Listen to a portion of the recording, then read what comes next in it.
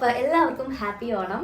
നിങ്ങളെല്ലാവരും ഓണക്കോടി എടുത്തോ? ഇതാ ഞാൻ ശോശക്കുട്ടിക്ക് കുറച്ച് ഓണക്കോടി എടുത്തോട്ടെ ഇന്ന് പോയിട്ട്.